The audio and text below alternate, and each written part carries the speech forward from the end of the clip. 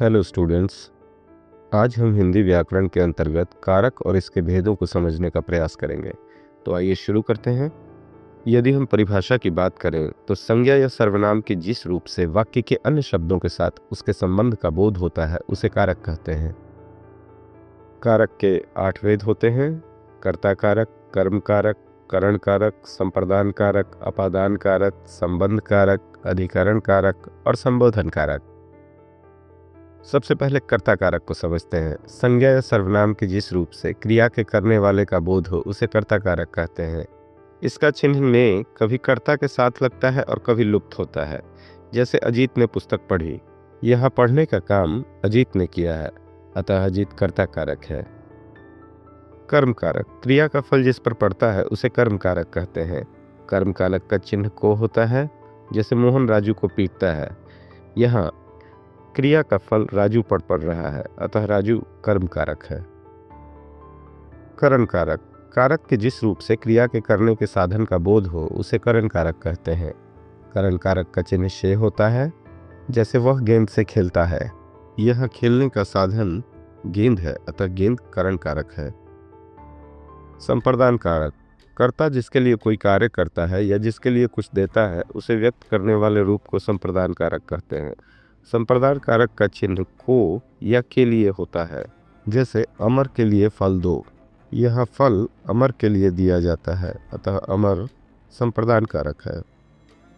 अपादान कारक, कारक के जिस रूप से एक वस्तु का दूसरी से अलग होना पाया जाए उसे अपादान कारक कहते हैं।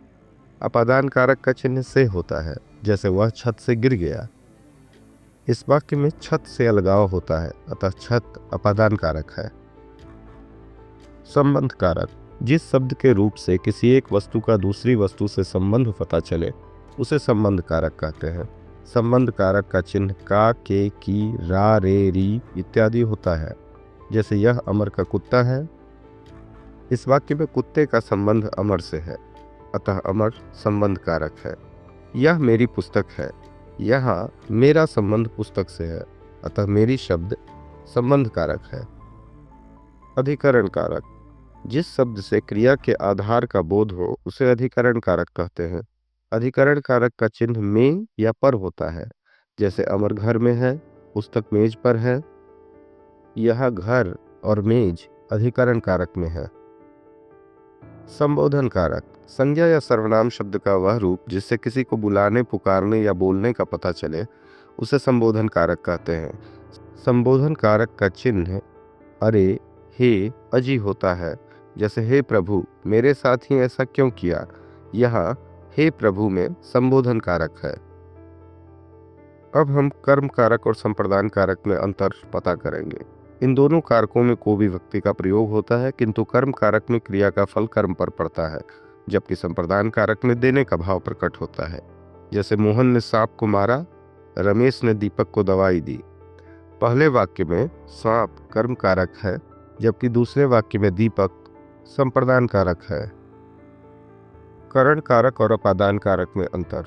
इन दोनों कारकों में से विभक्ति का प्रयोग होता है, किंतु करण कारक में से का प्रयोग साधन के लिए होता है और अपादान कारक में से का अलगाव या दूर होने के लिए किया जाता है। जैसे वह गेंद से खेलता है, यह गेंद का प्रयोग साधन के रूप में हुआ है, जबकि मैं पेड़ से गिर गया, यह पेड़ से अलगाव होता है, अतः पहले वाक्य में करण कारक है और दूसरे वाक्य में अपादान कारक। अब हम कारक और विभक्ति चिन्हों को इस चार्ट के माध्यम से समझेंगे।